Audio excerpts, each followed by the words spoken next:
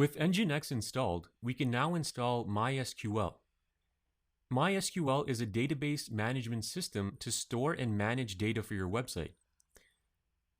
This is required in order to install WordPress, which we'll be doing later on in this course.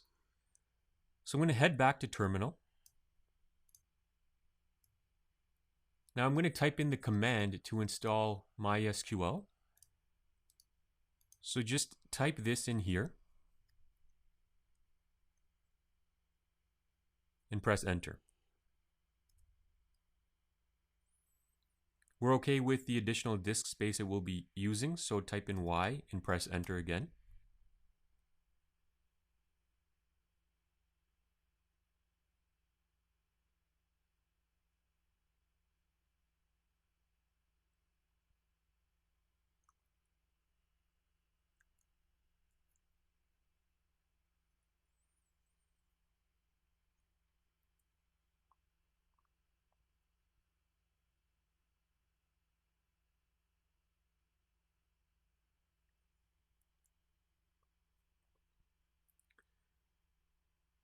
So our database software is now installed, but configuration is not complete.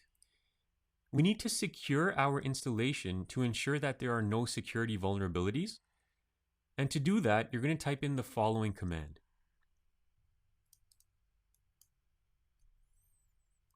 And press enter. So when you do that, you're going to be prompted with a series of options. The first option is whether you want to activate the validate password plugin. What this plugin does is it'll make sure that any password you use matches a certain format, a secure format. Although this does provide enhanced security, it will interfere with plugins and other components that we need to install later on. So just type in no and press enter. So you'll have to enter a text password that you want to use. So again, make sure it's something that you can remember and go ahead and type it in.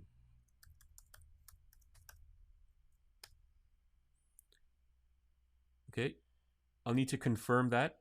So I'll type in the password again and press enter. The next question here is, do we want to remove anonymous users? So by default, MySQL allows an anonymous user, meaning anyone can log into MySQL without having to have a user account. So that can, again, present security vulnerabilities. So we do want to remove anonymous users. I'm going to type in Y and press enter. The next question is, do we want to disallow root login remotely? You only want to give root access to your local host. You don't want people from computers outside of your system being able to log in as a root user and make changes to your account. It's very dangerous unless you really know what you're doing. And so we will go ahead and disallow root login remotely. So type in Y and press enter. MySQL comes with a test database that we don't need. And so we can go ahead and remove that test database. So just type in Y and press enter. In order to implement these changes, we'll need to reload the privilege tables. So type in Y and press enter. Perfect, so we're all done there. In Ubuntu systems that are running the latest version of MySQL, the root MySQL user is configured to authenticate with auth-socket, the auth-socket plugin by default, rather than a text-based password. Since this authentication method will interfere with components we'll be installing later, we'll need to change this. We'll be using the MySQL native password plugin rather than the auth-socket plugin. And this lets us connect with a regular text-based password. So to do this, we'll first need to connect to MySQL. So type in MySQL and press enter. Now let's go ahead and check the current authentication method that's being used with our user accounts. So you're going to go ahead and type in the following command.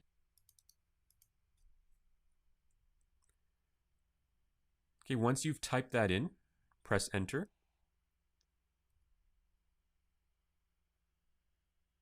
Okay, it does appear that I made a typo in my command, and I can see it over here. So I'm going to go ahead and run that command one more time. And I'm going to press enter. So from this table here, we can see that the user authenticates with the auth socket plugin. So that's the root user on the left. And here is the plugin that's used to authenticate. And that's what we need to change. Now to change this, you're going to use the following command. Okay, so here we're altering user root that identifies with this is the plugin that we want to identify with, MySQL native password. And then we have to specify the password we want to use. So go ahead and change that to the password you want to authenticate with.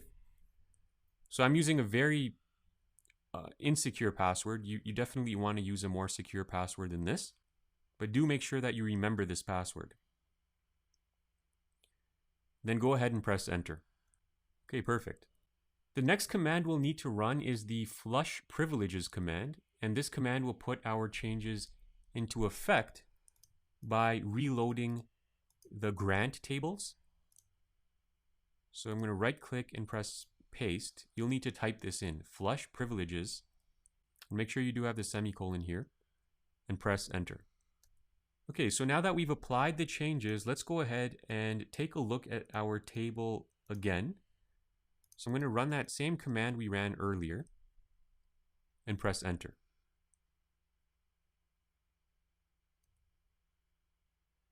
Perfect. So we can now see that user root, there's the authentication string. You can see that the plugin has changed from auth socket to MySQL native password. Okay, so now we can exit MySQL, and to do that, just type in exit and press enter.